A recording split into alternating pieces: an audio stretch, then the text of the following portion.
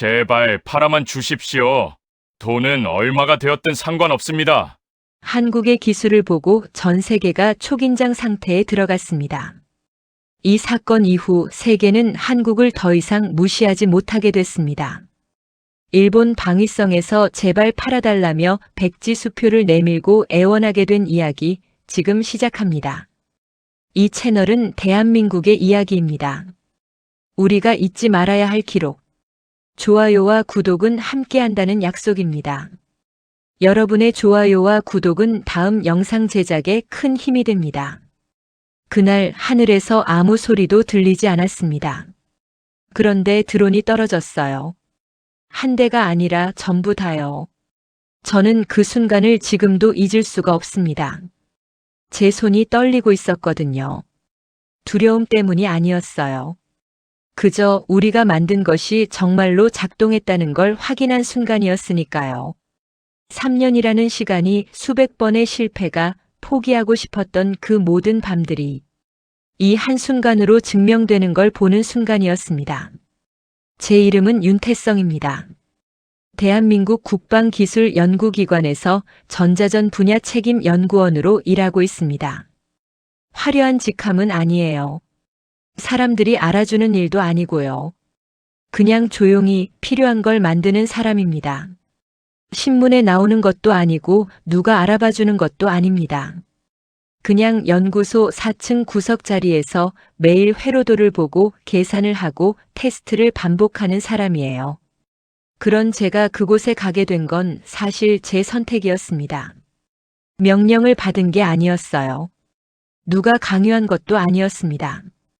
그날 회의실에는 연구원 15명이 앉아 있었습니다. 소장님이 브리핑을 시작하셨어요. 프로젝터 화면에 지도가 떴습니다. 동남아 어딘가의 국경 지역이었어요. 붉은 점들이 여기저기 찍혀 있었습니다. 현재 이 지역에서 분쟁이 계속되고 있습니다. 문제는 드론입니다. 소장님의 목소리가 무겁게 가라앉았어요. 적군이 소형 드론 수십 대를 운용하고 있습니다. 24시간 상공을 맴돌면서 모든 움직임을 감시하고 있어요. 우리 측 지원 병력이 통신이 두절된 상태입니다. 드론의 전파 방해 때문에 무전도 GPS도 먹통입니다. 현재 47명의 병력이 북쪽 산악 지역에 고립되어 있습니다. 화면이 바뀌었습니다. 드론의 사진이 나왔어요. 생각보다 작았습니다. 아이들 장난감처럼 보였어요. 하지만 그 작은 것들이 전장을 지배하고 있었습니다. 현지에서 기술 지원 요청이 왔습니다. 우리 연구소에서 개발 중인 장비를 현장에 투입해 볼 수 있겠냐는 겁니다. 소장님이 우리를 둘러보셨어요. 솔직히 말하겠습니다. 위험합니다. 전투 지역은 아니지만 언제 상황이 바뀔지 모릅니다. 그리고 우리 장비는 아직 실전 검증이 안 됐어요. 연구소 안에서만 테스트했습니다. 만약 현장에서 작동하지 않는다면 소장님은 말을 멈추셨습니다. 그리고 천천히 말씀하셨어요. 누가 갈 수 있겠습니까? 침묵이었습니다. 10여 명의 연구원들이 책상만 내려다보고 있었어요. 연필을 만지작거리는 사람, 서류를 뒤적이는 사람, 창밖을 보는 사람. 모두가 시선을 피하고 있었습니다. 저도 처음엔 그랬습니다. 고개를 숙이고 있었어요. 가족 생각이 났거든요. 아내와 10살 난 딸 지우가 집에서 기다리고 있었으니까요. 지우는 매일 저녁 제가 돌아오기를 기다렸습니다. 현관문이 열리는 소리만 들려도 뛰어나와서 안겼어요. 아빠. 그 목소리가 떠올랐습니다. 만약 제가 돌아오지 못한다면 지우는 어떻게 될까? 아내는 어떻게 될까? 그때 저는 제 아버지를 떠올렸어요. 아버지는 평생 건설 현장에서 일하신 분이셨습니다. 말씀이 별로 없으셨어요. 그냥 묵묵히 일하시는 분이었죠. 새벽 5시면 일어나셔서 현장으로 가셨고 저녁 8시쯤 돌아오셨습니다. 비가 오나 눈이 오나 더우나 추우나 변함없이 가셨어요. 한 번은 제가 중학생 때 물어본 적이 있습니다. 학교에서 장래 희망 장문을 써야 했는데 뭐라고 써야 할지 몰랐거든요. 아빠, 왜 그렇게 힘든 일을 하세요? 아버지는 삽질을 멈추고 저를 보셨어요. 땀이 얼굴에 가득했습니다. 그리고 잠깐 생각하시더니 이렇게 말씀하셨어요. 누군가는 해야 하니까. 그게 무슨 말이에요? 건물을 짓는 사람이 없으면 사람들이 어디서 살겠니? 다리를 만드는 사람이 없으면 사람들이 어떻게 건너가겠니? 누군가는 해야 해. 그럼 아빠가 꼭 해야 해요? 아버지는 웃으셨어요. 피곤한 웃음이었지만 따뜻했습니다. 꼭 내가 해야 하는 건 아니야. 하지만 내가 할 수 있으니까 하는 거지. 내가 안 하면 다른 누군가가 해야 하잖니. 그게 전부였습니다. 더 이상의 설명은 없으셨어요. 아버지는 다시 삽을 들고 일을 시작하셨습니다. 저는 그때 그 말씀을 이해하지 못했습니다. 왜 굳이 그렇게까지 해야 하는지 몰랐어요. 다른 직업도 많은데 왜 하필 힘든 일을 하시는지 이해가 안 됐습니다. 하지만 지금은 압니다. 아버지는 그냥 당신이 해야 할 일을 하신 거였어요. 말로 설명할 수 없는 그저 해야만 하는 일이었던 겁니다. 화려하지 않아도 누가 알아주지 않아도 그 일이 필요하니까 하신 거였습니다. 제가 지금 하는 일도 그런 거라고 생각합니다. 저는 손을 들었습니다. 제가 가겠습니다. 회의실이 조용해졌어요. 모두가 저를 봤습니다. 소장님도 저를 보셨어요. 표정이 복잡했습니다. 윤 연구원 확실한가? 네. 가족은? 말씀드리겠습니다. 소장님이 잠시 침묵하셨습니다. 그러고는 고개를 끄덕이셨어요. 혼자 갈 수는 없네. 최소 4명이 필요해. 장비 설치와 운용에 인력이 필요하니까. 그때 4명이 더 손을 들었습니다. 김상호, 이준혁, 박민수, 최영식. 상호는 제 옆자리 연구원이었어요. 전자회로 전문가였고 꼼꼼한 성격이었습니다. 작은 오차도 놓치지 않는 사람이었어요. 준혁이는 신호 처리를 담당했습니다. 컴퓨터 앞에만 앉으면 몇 시간이고 집중하는 사람이었어요. 민수는 전력 시스템 담당이었습니다. 전기 관련해서는 모르는 게 없었어요. 영식이는 구조 설계를 맡고 있었습니다. 말은 별로 없지만 손으로 하는 일은 누구보다 정확한 사람이었습니다. 다들 말이 많지 않은 사람들이었어요. 각자 자기 자리에서 묵묵히 일하는 사람들이었습니다. 소장님이 우리를 보셨어요. 고맙네. 출발은 일주일 뒤야. 그동안 장비 점검하고 준비하게. 필요한 게 있으면 뭐든 말하게. 회의가 끝나고 상우가 복도에서 저를 붙잡았습니다. 형, 진짜 갈 거예요? 응. 왜요? 위험한 거 알잖아요. 저는 잠시 생각했습니다. 그리고 대답했어요. 우리가 안 가면 누가 가겠어? 우리가 만든 건데. 다른 사람한테 시킬 수도 있잖아요. 그건 무책임한 거야. 우리가 만들었으면 우리가 끝까지 책임져야지. 상호가 한숨을 쉬었어요. 형은 그렇게 생각하는구나. 근데 형, 솔직히 말해요. 정말 될까요? 우리 장비가? 모르겠어. 모르는데 가요? 응. 가서 되게 만들어야지. 상우가 쓴웃음을 지었어요.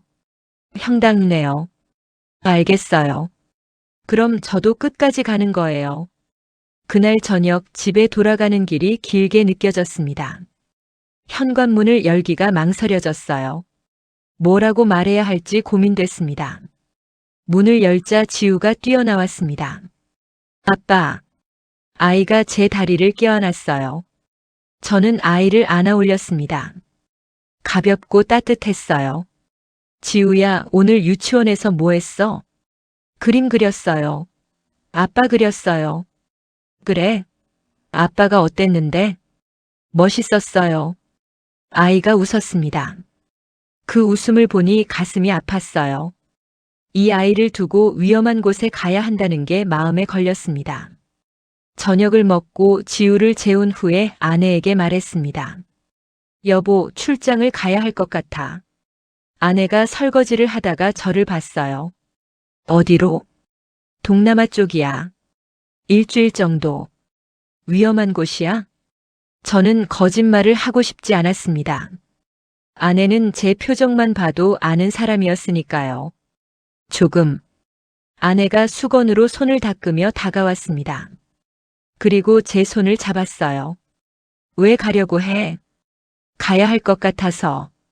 꼭 당신이 가야 해? 저는 아내의 눈을 봤습니다. 걱정이 가득했어요. 하지만 막지는 않았습니다. 아내는 제가 어떤 사람인지 알고 있었으니까요. 내가 만든 거니까. 내가 가야 해. 아내가 한참 저를 보다가 고개를 끄덕였습니다. 조심해. 꼭 돌아와야 해. 당연하지. 지우 생일 파티도 해야 하는데. 약속해. 약속해. 그날 밤 저는 잠들지 못했습니다. 옆에서 아내가 자고 있었고 옆방에서 지우가 자고 있었어요. 가만히 숨소리를 들었습니다. 규칙적이고 평화로운 숨소리였어요. 저는 이 평화를 지키고 싶었습니다. 제 가족의 평화, 그리고 어딘가에서 고립되어 있을 47명의 평화. 일주일은 빠르게 지나갔습니다. 우리는 매일 연구소에서 장비를 점검했어요. 회로를 다시 확인하고 배선을 정리하고 예비 부품을 챙겼습니다. 혹시 모를 상황에 대비해서 공구도 챙겼어요. 상우가 체크리스트를 보며 말했습니다. 전원 모듈, 신호 처리 장치, 안테나, 케이블, 공구 세트, 예비 부품 다 챙긴 것 같은데요. 배터리는 예비로 3개 더 챙겼어요. 발전기 연결 케이블은 있어요. 좋아. 그럼 포장하자. 우리는 장비를 2개의 상자에 나눠 담았습니다.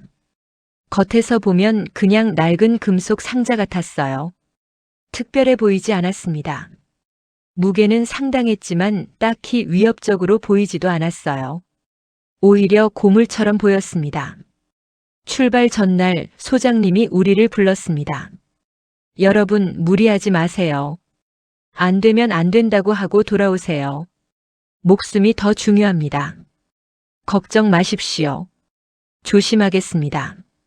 그리고 윤 연구원. 네. 자네가 책임자야. 판단은 자네가 하게. 위험하다 싶으면 즉시 철수하게. 알겠습니다. 출발 당일 아침 집에서 나올 때 지우가 잠에서 깼어요. 아빠, 어디가? 일하러 가는 거야. 언제 와? 금방 올게. 지우 생일 전에 꼭 올게. 약속? 약속. 아이가 제 목을 껴안았어요. 저는 아이를 꼭 안았습니다. 이 온기를 기억하고 싶었어요. 공항에서 우리는 짐을 붙였습니다.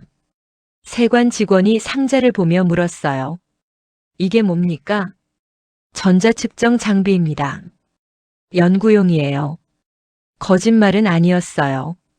실제로 전자를 다루는 장비니까요. 다만 측정만 하는 건 아니었지만요. 서류 있습니까? 여기요. 준혁이가 서류를 건넸습니다. 연구소에서 준비해준 공식 문서였어요. 직원이 서류를 확인하고 고개를 끄덕였습니다. 통과입니다. 비행기에 올랐습니다. 좌석은 이코노미였어요. 좁았지만 상관없었습니다. 어차피 잠들 수 있을 것 같지 않았거든요. 이륙 후 상우가 조용히 말했습니다. 형, 진짜 될까요? 뭐가? 우리 장비요. 저는 창밖을 보면서 대답했어요. 모르겠어. 그런데 안 가볼 수는 없잖아. 우리가 3년 동안 만든 건데. 만약 안 되면요? 그럼 다시 만들어야지. 거기서요? 거기서. 준혁이가 앞좌석에서 고개를 돌리며 말했습니다. 형, 전 형을 믿어요. 형이 만든 거니까 될 거예요. 민수도 거들었어요. 맞아요. 우리 시뮬레이션에서 98% 성공률 나왔잖아요. 시뮬레이션이랑 현실은 달라. 영식이가 처음으로 입을 열었어요. 그래도 해봐야죠. 안 해보면 모르잖아요. 저는 팀원들을 봤습니다. 다들 긴장한 표정이었지만 눈빛은 단단했어요.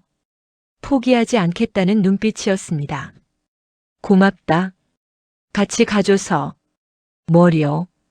우리도 우리가 만든 거 끝까지 보고 싶어요. 비행 시간은 6시간이었습니다. 저는 눈을 감으려 했지만 잠들 수 없었어요. 머릿속에서 계속 회로도가 떠올랐거든요. 혹시 뭘 빠뜨린 건 아닐까? 혹시 계산이 틀린 건 아닐까? 그런 생각들이 계속 맴돌았습니다. 3년 전이 떠올랐습니다. 처음 이 프로젝트가 시작됐을 때 저는 회의적이었어요. 비살상 무기라는 개념 자체가 모순처럼 느껴졌거든요. 무기는 무기인데 사람을 죽이지 않는다? 그게 가능할까?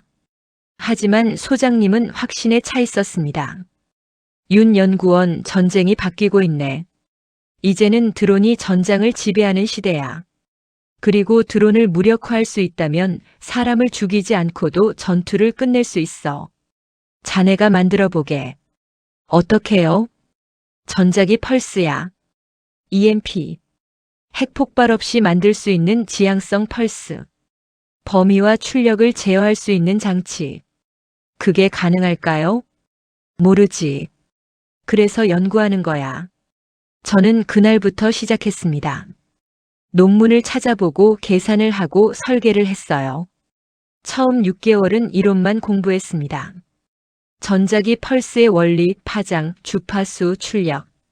머리가 터질 것 같았어요. 첫 번째 시제품을 만드는데 1년이 걸렸습니다. 그리고 테스트에서 실패했어요. 출력이 너무 약했습니다. 드론을 무력화하기는커녕 LED 하나 끄지 못했어요. 두 번째 시제품은 반대였습니다. 출력이 너무 강했어요. 테스트실의 모든 전자기기가 망가졌습니다. 컴퓨터, 모니터, 심지어 전등까지. 수리비만 수천만 원이 나왔습니다. 소장님이 한숨을 쉬셨어요. 윤 연구원 계속 할 수 있겠나? 네. 거의 다 왔습니다. 거의라는 게 얼마나 남은 건가? 모르겠습니다. 하지만 방향은 맞습니다. 세 번째 시제품을 만들 때 상우가 합류했습니다. 그리고 준혁이, 민수, 영식이가 차례로 팀에 들어왔어요. 5명이 모여서 밤낮 없이 일했습니다. 그리고 마침내 성공했습니다. 테스트실에서 드론 10대를 띄웠어요. 그리고 장치를 가동했습니다. 드론들이 하나씩 떨어졌어요. 소리 없이 조용히. 상우가 소리쳤습니다. 됐어요. 형, 됐어요. 저는 그때 울 뻔했습니다. 3년이라는 시간이 그 순간에 보상받는 기분이었거든요. 하지만 그건 연구소 안에서의 일이었습니다. 실전은 달랐어요. 변수가 너무 많았습니다. 비행기가 착륙했습니다. 창밖으로 낯선 풍경이 보였어요. 야자수, 열대 기후, 습한 공기. 공항에서 나오자 군용 차량이 우리를 기다리고 있었습니다. 태국군 소속이었어요. 위장 도색이 되어 있었고 차체 곳곳에 흠집이 나 있었습니다. 실제로 전투 지역을 다닌 차량 같았어요. 차에 오르자 한 장교가 영어로 말했습니다. 환영합니다. 수리야, 장군님이 기다리고 계십니다. 서둘러야 합니다. 해가 지면 이동이 어렵습니다. 왜요? 드론 때문입니다. 밤에도 날아다닙니다. 열감지 카메라가 장착되어 있어서 어둠 속에서도 우리를 볼 수 있습니다. 지난주에 보급 차량이 야간에 이동하다가 드론 공격을 받았습니다. 다행히 인명 피해는 없었지만 장교의 목소리가 무거웠습니다. 우리는 2시간을 달렸습니다. 처음엔 포장도로였다가 점점 비포장길로 들어섰어요. 차가 심하게 흔들렸습니다. 주변에는 나무와 풀만 보였어요. 가끔 멀리서 굉음 같은 소리가 들렸습니다. 저게 뭐예요? 제가 물었습니다. 포격 소리입니다. 여기서 20km 떨어진 곳입니다. 매일 저런 소리가 들립니다. 차 안이 조용해졌어요. 우리는 정말 위험한 곳에 왔다는 걸 실감했습니다. 준혁이가 작은 목소리로 물었습니다. 형, 여기 상황이 생각보다 심각한 것 같은데요. 그래서 우리가 온 거야. 근데 우리 장비가 정말 도움이 될까요? 저기 포 소리도 들리는데. 우리는 드론을 막으러 온 거야. 포는 우리 일이 아니야. 그래도 걱정하지 마. 우리가 할 수 있는 일을 하면 돼. 민수가 창밖을 보며 말했습니다. 근데 형, 여기 정말 덥네요. 습도도 높고. 장비에 영향 없을까요? 방수 처리는 다 했어. 습도 테스트도 했고. 괜찮을 거야. 그래도 혹시 모르니까 실리카겔 더 챙길 걸 그랬나. 영식이가 말했습니다. 저 트럭에 있어요. 제가 챙겼어요. 오, 고마워. 저는 옆자리에 놓인 상자를 내려다봤습니다. 이 안에 우리의 3년이 들어 있었어요. 그리고 47명의 생명이 이것에 달려 있었습니다. 전방 기지에 도착했을 때 해가 기울고 있었습니다. 기지는 생각보다 작았어요. 천막 서너 개와 임시 건물 몇 동, 그리고 참호와 모래주머니들이 둘러싸고 있었습니다. 병사들이 보였어요. 20명쯤 됐을까요? 다들 표정이 어두웠습니다. 지쳐 있었어요. 눈빛이 초점을 잃은 것 같았습니다. 한 병사가 하늘을 올려다보고 있었습니다. 저는 그 시선을 따라 하늘을 봤어요. 아무것도 보이지 않았습니다. 하지만 그 병사는 계속 하늘을 보고 있었어요. 저 병사는 왜 저러죠? 제가 장교에게 물었습니다. 드론을 경계하는 겁니다. 언제 올지 모르니까요. 저렇게 하늘을 보는 게 습관이 됐습니다. 모두가 그래요. 밥을 먹을 때도 잠을 잘 때도 항상 드론 소리를 듣고 있습니다. 수리야 장군이 우리를 맞아주었어요. 50대 중반쯤 되어 보이는 분이었는데 얼굴에 피로가 가득했습니다. 눈 밑에 다크서클이 짙었고 제복도 구겨져 있었어요. 며칠을 제대로 못 주무신 것 같았습니다. 악수를 청하면서 말했습니다. 한국에서 왔다고 들었습니다. 고맙습니다. 정말 고맙습니다. 그 목소리에는 절박함이 섞여 있었어요. 간절함이 느껴졌습니다. 도움이 될 수 있도록 최선을 다하겠습니다. 이쪽으로 오십시오. 상황을 설명하겠습니다. 우리를 안내한 곳은 임시 작전실이었습니다. 천막 같은 구조물 안에 책상과 지도 그리고 통신 장비들이 놓여 있었어요. 그런데 장비 대부분이 꺼져 있었습니다. 모니터에는 노이즈만 가득했고 무전기에서는 지직거리는 소리만 났어요.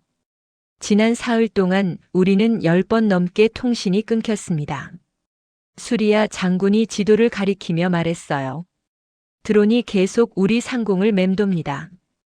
우리가 움직이면 그들이 봅니다. 통신을 하면 방해를 받습니다. 무전도 안 됩니다. 위성 전화도 먹통입니다. 지금 이 기지 북쪽 8km 지점에 우리 병력 47명이 고립되어 있습니다. 장군의 손가락이 지도 위에 한 지점을 가리켰어요. 여기입니다. 산악 지형이라 접근이 어렵습니다. 헬기를 보내려 해도 드론 때문에 불가능합니다.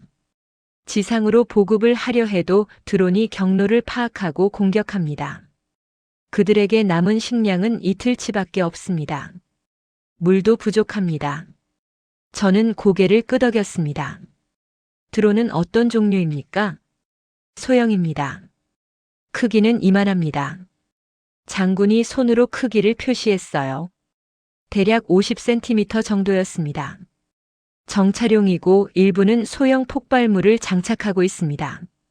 정확도는 높지 않지만 심리적 압박이 큽니다. 우리 병사들이 밖으로 나오지 못합니다. 드론 소리만 들려도 엎드립니다. 하루에 몇 번이나 옵니까? 최소 10번. 많을 때는 20번. 때로는 한 번에 10여 대가 동시에 옵니다. 저는 지도를 자세히 봤습니다. 지형이 복잡했어요. 산과 숲이 뒤섞여 있었고 시야 확보가 어려워 보였습니다. 장군님, 드론의 통신 주파수를 아십니까? 2.4GHz 대역으로 파악됩니다. 일반적인 상용 드론과 비슷합니다. GPS는요? 사용하는 것으로 보입니다. 정확한 경로로 날아오니까요. 조종 방식은 원격 조종입니다. 반자동 모드도 있는 것 같습니다. 저는 준혁이를 봤어요. 준혁이가 고개를 끄덕였습니다. 우리가 예상했던 범위 아니었어요. 장비가 작동할 수 있는 조건이었습니다. 그때 작전실 입구로 몇 명이 들어왔습니다. 정장을 입은 사람들이었어요. 이곳 상황과는 어울리지 않는 옷차림이었습니다. 깨끗하고 단정했어요. 전투 지역에 온 사람들 같지 않았습니다. 앞에 선 사람이 명함을 건넸어요. 나카무라 히로시입니다. 기술 자문을 맡고 있습니다. 도쿄에서 왔습니다. 그는 우리를 훑어보더니 우리가 가져온 상자를 봤습니다. 표정이 미묘하게 변했어요. 조롱은 아니었지만 의심이 섞인 눈빛이었습니다. 기대하지 않는다는 표정이었어요. 한국에서 오셨다고 들었습니다. 어떤 장비를 가져오셨습니까? 지향성 전자 제어 장치입니다. 흥미롭군요. 원리가 어떻게 됩니까? 전자기 펄스를 이용합니다. 나카무라의 눈썹이 올라갔어요. EMP 말입니까? 그건 위험하지 않습니까? 출력과 범위를 제어할 수 있습니다. 사람에게는 무해합니다. 실전 배치 경험은 아직 없습니다. 그렇군요. 그는 잠깐 동료와 눈을 맞추더니 다시 물었어요. 실험실 테스트는 했습니까? 수십 번 했습니다. 성공률은 98%입니다. 실험실과 현장은 다릅니다. 여기는 변수가 많습니다. 기온, 습도, 지형, 전파 간섭, 많은 요인들이 작동에 영향을 줄 수 있습니다. 저는 대답하지 않았습니다. 그의 말이 틀린 건 아니었으니까요. 실제로 변수가 많았습니다. 나카무라가 계속 말했습니다. 우리도 비슷한 시스템을 검토한 적이 있습니다. 하지만 실용화하지 못했습니다. 기술적 한계가 있었거든요. 출력을 높이면 범위 제어가 어려워지고 범위를 좁히면 효과가 떨어집니다. 그 균형을 맞추는 게 쉽지 않았습니다. 저희는 균형을 맞췄습니다. 확신하십니까? 네. 나카무라가 미소를 지었어요. 비웃는 미소는 아니었지만 확신하지 못한다는 표정이었습니다. 열정은 좋습니다. 하지만 기술은 열정만으로 되지 않습니다. 데이터가 필요하고 검증이 필요하고 무엇보다 시간이 필요합니다. 그는 수리야 장군을 보며 말했습니다. 장군님, 저희가 제안한 제밍 시스템을 다시 검토해 보시는 게 어떻겠습니까? 이미 여러 나라에서 사용 중입니다. 검증된 방식입니다. 실전 배치 사례도 많고요. 이번 주 안에 장비를 들여올 수 있습니다. 물론 비용이 들지만 확실합니다. 수리야 장군이 잠시 생각하더니 대답했어요. 2가지 다 준비하겠습니다. 시간이 없습니다. 쓸 수 있는 건 다 써야 합니다. 나카무라는 고개를 끄덕였습니다. 현명한 판단이십니다.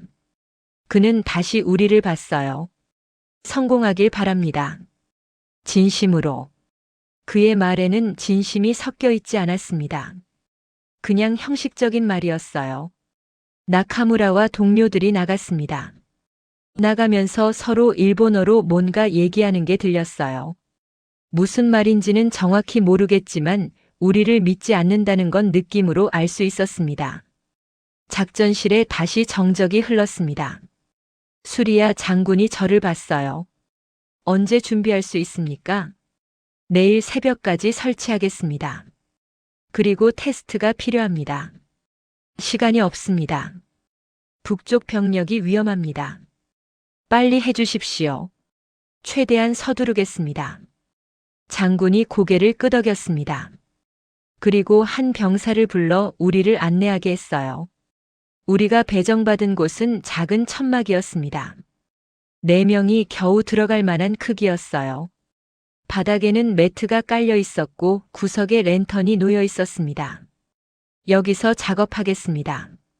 저는 상자를 내려놓으며 말했습니다. 형, 여기서 다 하기엔 좁은데요. 상호가 말했습니다. 괜찮아. 어차피 밤새 작업할 거니까. 밖에서 하는 것보다 낫지. 우리는 그날 밤을 꼬박 샜습니다. 상자를 열었을 때 모두가 숨을 죽였어요. 우리가 3년 동안 만든 것이 거기 있었습니다. 금속 케이스, 회로 기판, 안테나, 케이블들. 상호가 작게 한숨을 쉬었습니다. 형, 이게 정말 여기서 작동할까요? 습도가 너무 높은데 벌써 땀이 나요. 저는 케이블을 연결하면서 대답했어요. 작동 안 하면 우리가 3년을 헛살은 거야. 그런 말 하지 마요. 무서워요. 농담이야. 될 거야. 우리가 얼마나 테스트했는데. 준혁이가 옆에서 전원 모듈을 점검하고 있었어요. 전압은 정상입니다. 출력도 문제 없고요. 근데 형, 발전기 전력이 좀 불안정한 것 같은데요. 전압이 튀어요. 안전기 썼어? 네, 그래도 좀 튀어요. 5V 정도. 괜찮아. 보정 회로가 그 정도는 처리할 수 있어. 확실해요? 확실해. 우리가 설계할 때 10V까지 감안했잖아. 민수가 안테나를 조립하면서 말했습니다. 형, 방향은 어디로 맞출까요? 일단 북쪽으로. 고립된 병력이 있는 쪽이니까. 범위는요? 최대로 5km 반경. 그럼 출력을 더 올려야 하는데 배터리가 버틸까요? 발전기 연결할 거니까 괜찮아. 배터리는 예비용이야. 알겠어요. 영식이는 말없이 배선을 정리하고 있었어요. 그는 원래 말이 별로 없는 사람이었습니다. 그냥 손으로 일하는 사람이었어요. 하지만 그의 손은 정확했습니다. 한치의 오차도 없었어요. 케이블 하나하나를 정확한 위치에 연결했습니다. 시간이 흘렀습니다. 밤 10시, 11시 자정. 새벽 1시쯤 밖에서 소리가 들렸습니다. 윙 하는 소리. 드론이었어요. 형, 드론 소리예요. 상호가 긴장한 목소리로 말했습니다. 계속 작업해. 아직 준비 안 됐어. 드론 소리는 점점 가까워졌다가 멀어졌습니다. 정찰하는 거였어요. 우리를 보고 있는 겁니다. 천막 위를 맴도는 것 같았어요. 형, 우리 발각된 거 아니에요? 모르겠어. 그냥 계속해. 10분쯤 지나서 드론 소리가 완전히 사라졌습니다. 우리는 안도의 한숨을 쉬었어요. 새벽 4시쯤 조립이 끝났습니다. 우리는 장비를 천막 밖으로 옮겼어요. 발전기를 연결하고 케이블을 정리했습니다.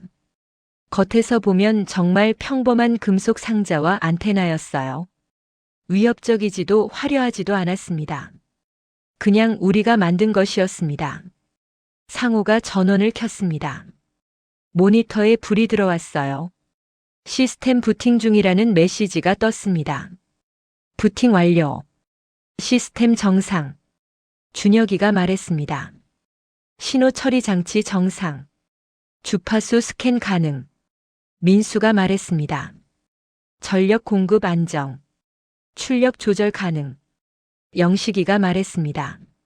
안테나 방향 조정 완료. 저는 모니터를 봤습니다. 모든 지표가 정상이었어요. 3년 동안 우리가 꿈꿨던 순간이었습니다.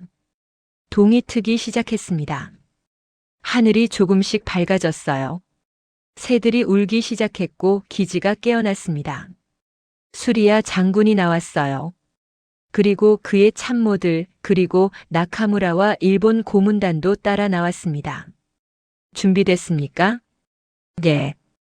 그런데 실제 상황에서 테스트를 해야 합니다. 나카무라가 끼어들었어요. 실제 상황이라니 무슨 말입니까? 드론이 날아오는 상황에서 가동해야 합니다. 그래야 효과를 확인할 수 있습니다. 그건 너무 위험합니다. 만약 작동하지 않으면 드론이 우리 위치를 파악하고 공격할 수 있습니다. 이 기지 전체가 위험해집니다. 저는 글을 받습니다. 작동합니다. 어떻게 확신하십니까? 3년 동안 만들었습니다. 확신합니다. 그는 고개를 저으며 미소를 지었어요. 비웃는 미소는 아니었지만 확신하지 못한다는 표정이었습니다. 열정은 좋습니다. 정말 좋습니다. 하지만 기술은 열정만으로 되지 않습니다. 데이터가 필요하고 검증이 필요하고 무엇보다 실전 경험이 필요합니다. 당신들 장비는 실전 경험이 전무하지 않습니까? 그래서 지금 하는 겁니다. 만약 실패하면 어떻게 하시겠습니까? 실패하지 않습니다. 근거가 있습니까? 저는 잠시 침묵했습니다. 그리고 대답했어요. 있습니다. 우리가 만들었다는 게 근거입니다. 나카무라가 한숨을 쉬었습니다. 장군님, 제 의견은 이겁니다. 검증되지 않은 장비를 실전에 투입하는 건 위험합니다. 차라리 저희 제밍 시스템이 도착할 때까지 기다리는 게 낫습니다. 수리야 장군이 나카무라를 봤어요. 그리고 저를 봤습니다. 그의 눈에는 고민이 가득했어요. 북쪽 병력은 이틀밖에 못 버팁니다. 기다릴 시간이 없습니다. 장군이 저를 보며 물었습니다. 정말 할 수 있습니까? 네. 확실합니까? 확실합니다. 장군이 고개를 끄덕였습니다. 좋습니다. 해보십시오. 나카무라가 뭔가 말하려 했지만 장군이 손을 들어 막았습니다. 결정했습니다. 그날 오전 7시쯤 정찰 보고가 들어왔습니다.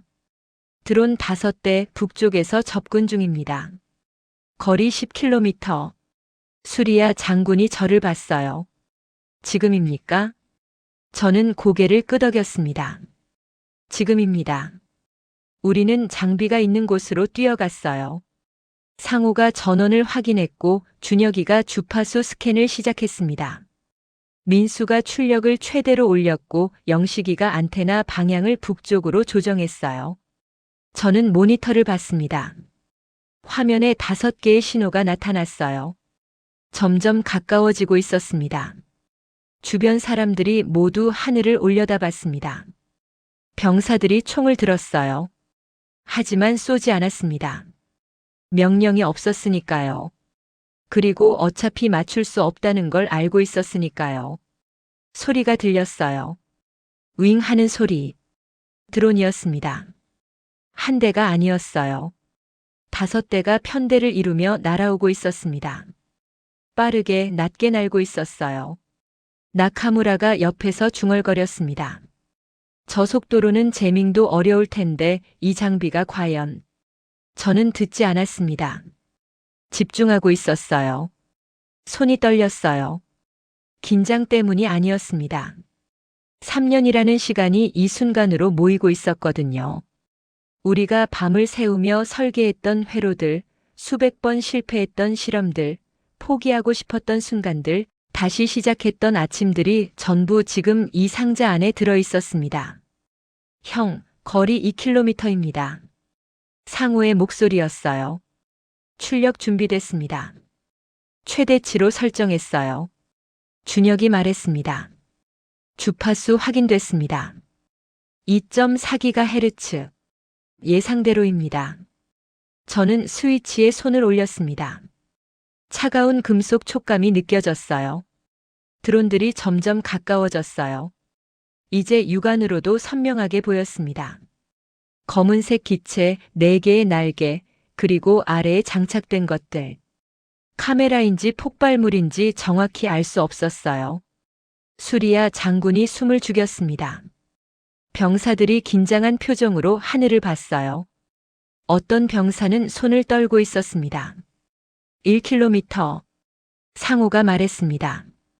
저는 눈을 감지 않았어요. 그 순간을 놓치고 싶지 않았습니다. 3년을 기다린 순간이었으니까요. 800m. 형, 지금입니다.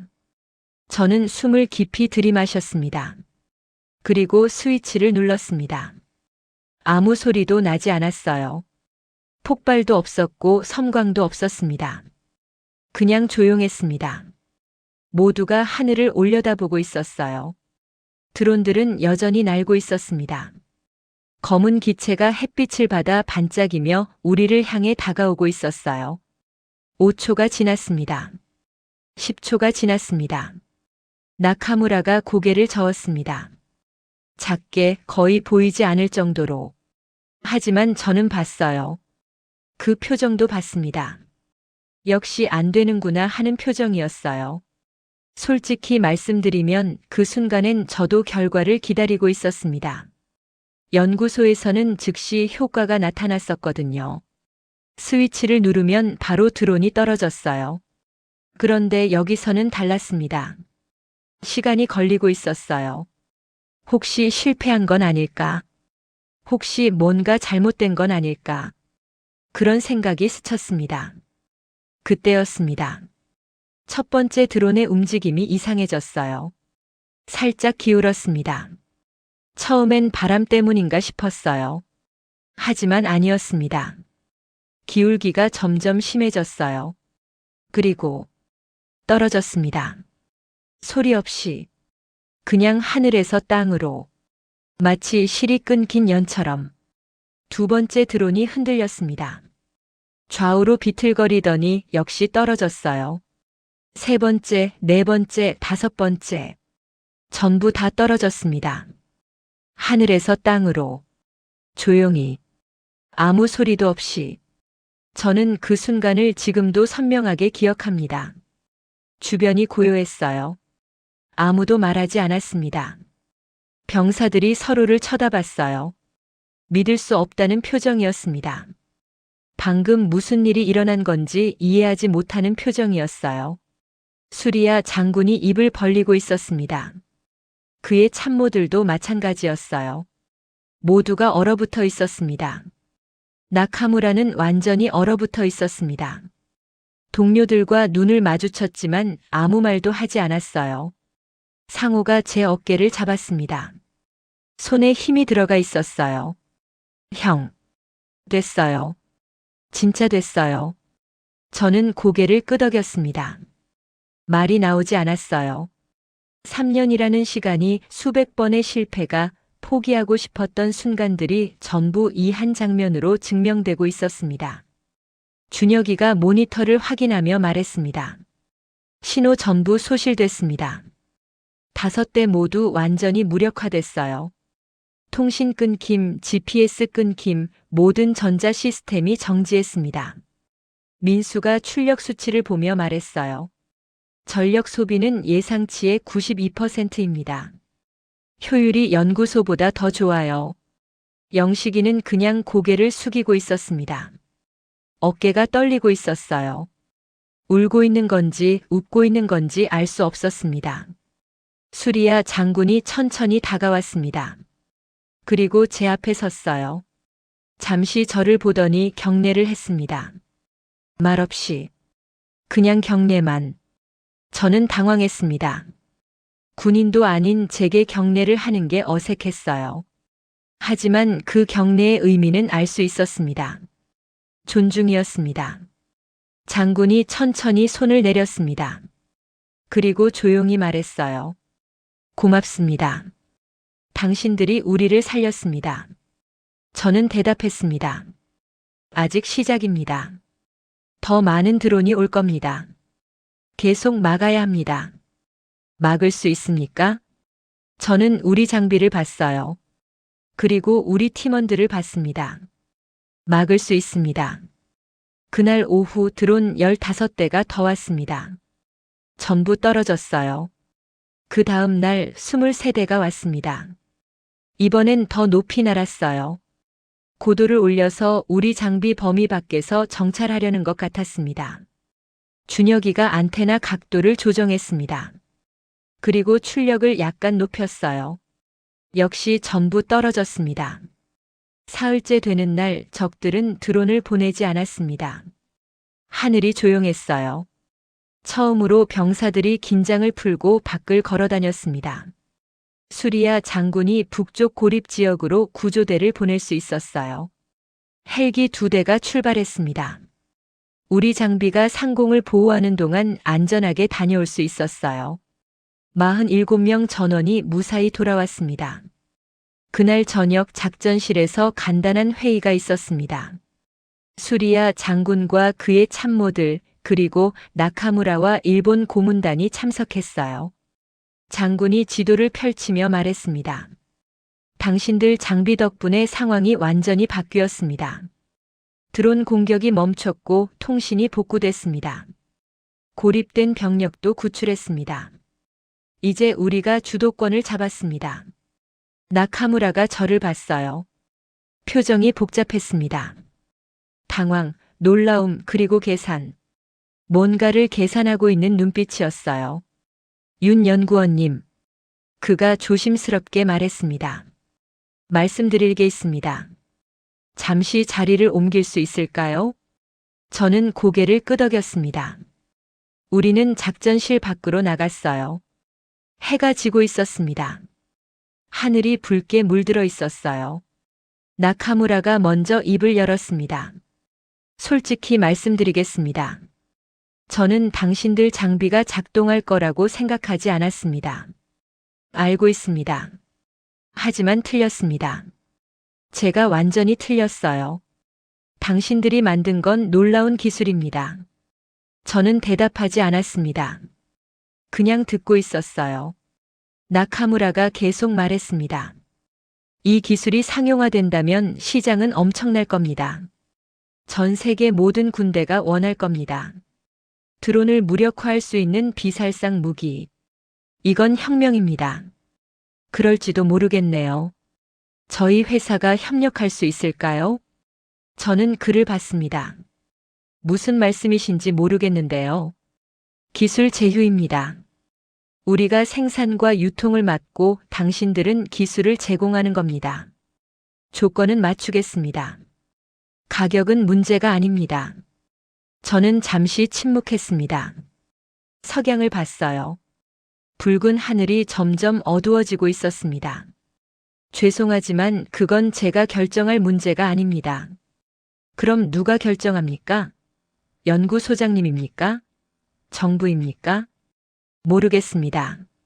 하지만 제가 결정할 순 없어요. 나카무라가 한 걸음 다가왔습니다. 윤 연구원님, 이건 기회입니다. 당신들 기술이 세계로 나갈 수 있는 기회예요. 그리고 당신들도 그만한 대가를 받을 수 있습니다. 이건 윈윈입니다. 저는 고개를 저었습니다. 나카무라 씨, 한 가지 여쭤봐도 될까요? 물론입니다. 왜 우리 기술을 원하십니까? 말씀드렸지 않습니까? 훌륭한 기술이니까요. 그게 다입니까? 나카무라가 잠시 말을 멈췄습니다. 저는 계속 말했습니다. 저희가 이 기술을 만드는데 3년이 걸렸습니다. 3년 동안 매일 연구소에서 살았어요. 주말도 명절도 없었습니다. 수백 번 실패했고 수천 번 다시 시작했습니다. 그러셨군요. 왜 그랬는지 아십니까? 열정이겠죠. 저는 고개를 저었습니다. 아닙니다. 책임감 때문이었어요. 책임감? 우리는 무기를 만들고 있었습니다. 하지만 사람을 죽이는 무기는 만들고 싶지 않았어요. 그래서 고민했습니다. 어떻게 하면 사람을 죽이지 않고도 전투를 끝낼 수 있을까? 어떻게 하면 기술이 생명을 빼앗는 게 아니라 지킬 수 있을까? 나카무라가 저를 봤습니다. 저는 계속 말했어요. 이 기술은 하루아침에 나온 게 아닙니다. 누군가의 청춘이 들어갔고, 누군가의 실패가 쌓였고, 누군가의 야근이 녹아 있어요. 그리고 우리 선배들이, 우리 부모 세대가 묵묵히 일해온 그 시간들이 전부 여기 있습니다. 그래서요. 그래서 이건 숫자로 흥정할 수 있는 물건이 아닙니다. 나카무라가 한숨을 쉬었습니다. 윤 연구원님, 현실적으로 생각하십시오. 기술은 공유돼야 발전합니다. 독점하면 발전이 멈춥니다. 공유하지 말라는 게 아닙니다. 다만 제대로 된 방식으로 해야 한다는 겁니다. 제대로 된 방식이 뭡니까? 저는 잠시 생각했습니다. 그리고 대답했어요. 저도 잘 모르겠습니다. 하지만 적어도 이 기술이 돈벌이 수단이 되는 건 원하지 않습니다. 나카무라는 더 말하지 않았습니다. 그냥 고개를 끄덕이고 돌아섰어요. 생각해 보시기 바랍니다. 제 명함입니다. 그는 명함을 건넸습니다. 저는 받았지만 주머니에 넣지 않았어요.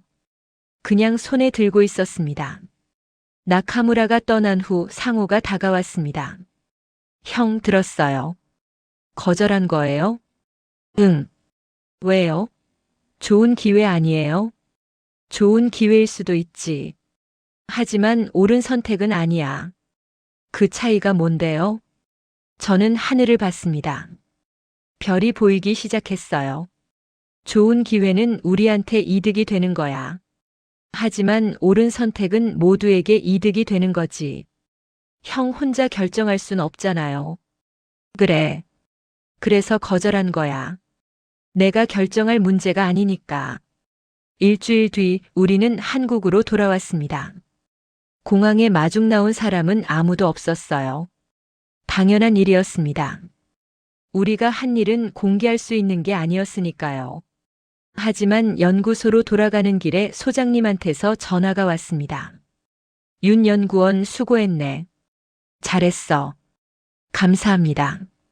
내일 국방부에서 브리핑이 있네. 자네가 해야 해. 브리핑요? 응. 정식 보고야. 장관님도 오신대. 저는 당황했습니다. 브리핑이라니. 저는 발표 같은 거 잘 못했거든요. 소장님, 제가 해야 합니까? 다른 분이. 자네가 만들었잖나. 자네가 해야지. 다음 날 국방부 회의실은 생각보다 조용했습니다. 화려한 무대도 큰 행사도 아니었어요. 그냥 작은 회의실에 20명 정도 모여 있었습니다. 장관님과 몇몇 고위 관계자들, 그리고 기자 서너 명. 저는 앞에 섰습니다. 프로젝터 화면에 우리 장비 사진이 떴어요. 지향성 전자기 펄스 장치입니다. 저는 말을 시작했습니다. 일명 EMP 무기라고 부를 수 있지만 기존의 EMP와는 다릅니다. 출력과 범위를 정밀하게 제어할 수 있고 인체에는 무해합니다. 오직 전자장비만 무력화시킵니다. 한 기자가 손을 들었어요. 살상력은 없다는 말씀인가요? 네. 사람을 죽이지 않습니다. 다치게도 하지 않습니다. 드론이나 통신 장비 같은 전자기기만 작동을 멈춥니다. 그럼 이건 방어용 무기인가요? 저는 잠시 생각했습니다. 방어용이라고 할 수도 있습니다. 하지만 저는 이렇게 말하고 싶습니다. 이건 생명을 지키는 기술입니다. 수출 계획은 있습니까? 그건 제가 답할 수 있는 부분이 아닙니다. 다른 기자가 물었습니다. 일본에서 기술 제휴 제안이 왔다는 소문이 있던데요. 저는 놀랐습니다. 어떻게 알았을까? 제안은 있었습니다. 하지만 거절했습니다. 왜요? 이 기술은 전쟁을 키우기 위해서가 아니라 시작조차 못하게 만들기 위해 존재합니다. 함부로 퍼뜨릴 수 없습니다. 회의실이 조용해졌습니다. 장관님이 입을 열었습니다. 윤 연구원 고생 많았네. 나라가 자네를 자랑스럽게 생각하네. 저는 고개를 숙였습니다. 감사합니다. 하지만 저 혼자 한 게 아닙니다. 팀 전체가 함께 했습니다. 알고 있네. 팀 전체에게 포상이 있을 걸세. 브리핑이 끝나고 저는 연구소로 돌아왔습니다. 제자리에 앉았어요. 익숙한 책상, 익숙한 의자, 익숙한 모니터. 일주일 만에 돌아온 자리였지만 한 달은 지난 것 같았습니다. 상호가 옆에서 말했습니다. 형, 우리 진짜 대단한 거 한 거 맞죠? 저는 웃었습니다. 대단한 건 아니야. 아니에요. 대단해요. 우리가 사람 살렸잖아요. 그래, 살렸지.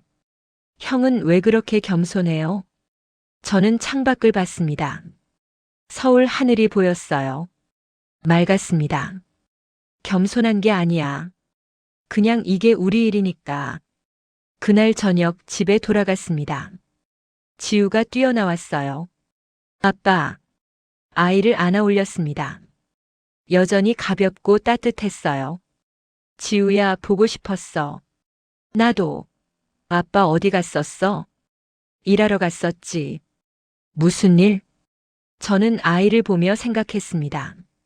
뭐라고 말해야 할까? 어떻게 설명해야 할까? 사람들을 지키는 일. 경찰이야? 비슷해. 좀 다르지만.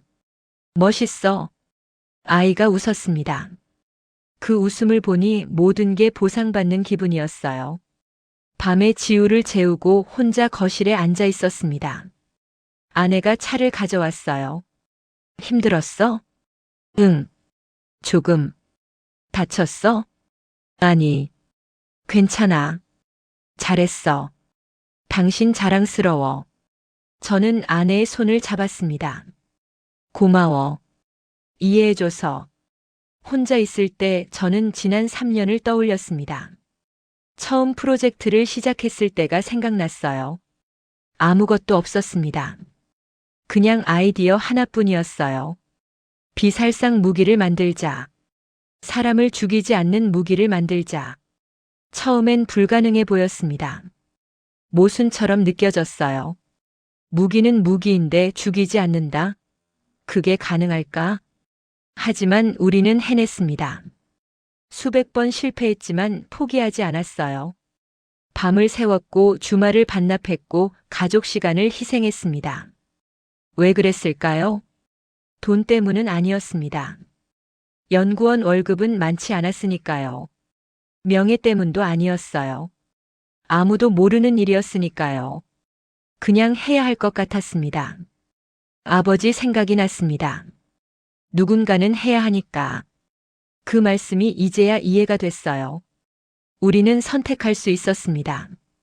안 해도 됐어요. 다른 사람이 하게 둘 수도 있었습니다.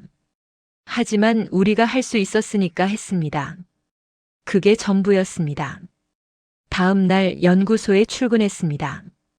소장님이 저를 부르셨어요. 윤 연구원, 다음 프로젝트 시작하네. 벌써요? 응. 쉴 시간 없어. 할 일이 많아. 무슨 프로젝트인데요? 해상 드론 방어 시스템. 자네가 만든 기술을 배에 탑재하는 거야. 저는 웃었습니다. 알겠습니다. 시작하겠습니다. 제자리로 돌아와서 컴퓨터를 켰습니다. 새 프로젝트 폴더를 만들었어요. 그리고 설계를 시작했습니다. 상호가 옆에서 물었습니다. 형, 또 시작이네요. 응, 또 시작이야. 힘들지 않아요? 힘들지. 근데 해야지. 왜요? 저는 잠시 말을 멈췄습니다. 그리고 대답했어요. 누군가는 해야 하니까. 상호가 웃었습니다. 형답네요. 우리는 다시 일을 시작했습니다. 조용히 묵묵히. 창밖으로 서울 하늘이 보였어요. 맑고 평화로웠습니다. 그 평화를 지키는 사람들이 있습니다. 눈에 띄지 않는 곳에서 말없이 묵묵히 일하는 사람들. 우리는 그런 사람들 중 하나였습니다. 화려하지 않았고 유명하지도 않았습니다. 하지만 필요한 사람들이었어요. 그리고 우리는 계속할 겁니다. 조용히 묵묵히. 우리 부모 세대가 그랬던 것처럼, 선배들이 그랬던 것처럼, 말로 설명할 수 없는 그저 해야만 하는 일을 하면서, 그게 우리의 방식이었고 앞으로도 그럴 겁니다. 저는 지금도 연구소에 있습니다. 매일 출근하고 설계하고 테스트하고 실패하고 다시 시작합니다. 누가 알아주지 않아도 누가 박수 쳐주지 않아도 그냥 합니다. 왜냐하면 누군가는 해야 하니까요. 그리고 제가 할 수 있으니까요. 그게 전부입니다. 저는 그저 제 일을 할 뿐입니다. 조용히 묵묵히. 그리고 그걸로 충분합니다. 우리는 늘 눈에 띄지 않는 곳에서 이런 선택을 해왔습니다. 크게 말하지 않았고 자랑하지도 않았습니다. 그냥 해야 할 일을 했을 뿐입니다. 그게 우리가 살아온 방식이었고 우리 다음 세대도 그렇게 살아갈 겁니다. 조용하지만 단단하게, 말없이 하지만 확실하게. 그렇게 우리는 계속 걸어갑니다. 오늘 이야기가 좋았다면 다음 이야기도 꼭 함께 해주세요. 구독과 좋아요는 저에게 큰 힘이 됩니다.